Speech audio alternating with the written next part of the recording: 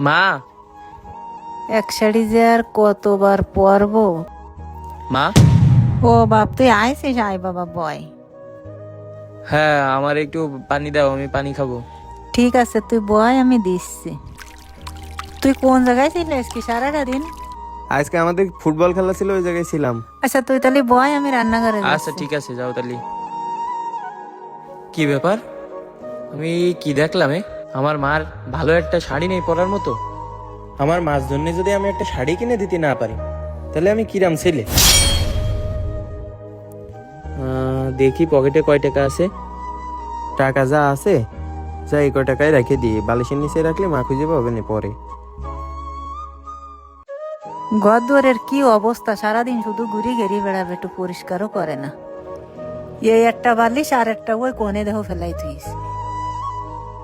কি ব্যাপার, বালিশের তালে এত টাকা কোনতে আসলে? টাকা মনে হয় রবি ফেলাই থুয়েছে এই জায়গায়। এই করেও এতগুলো টাকা যদি হারাই যেত। দে আগে যেই শুনি দেখি টাকাগুলো ওর কিনা। আব্বা, এ টাকাগুলো পালাম ওই ঘরে, এই টাকাগুলো তোর নাকি?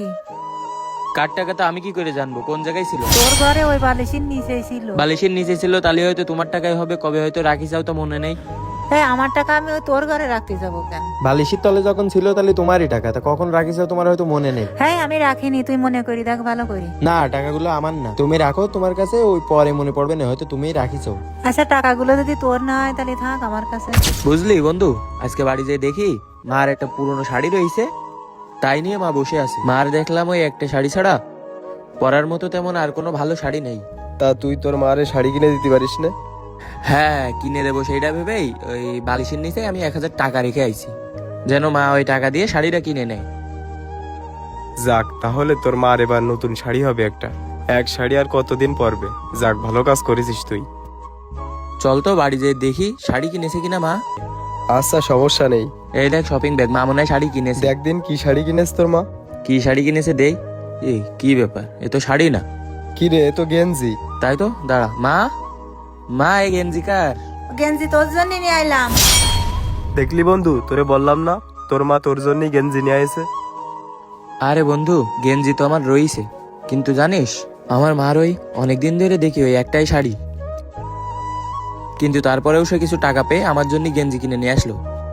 আসলে মা বাবা তো মা বাবাই হয়। ঠিক বলেছিস বন্ধু, আমাদের মা বাবা না আমাদের জন্যই ভাবে, তাদের জন্য ভাবে না কোনো সময়।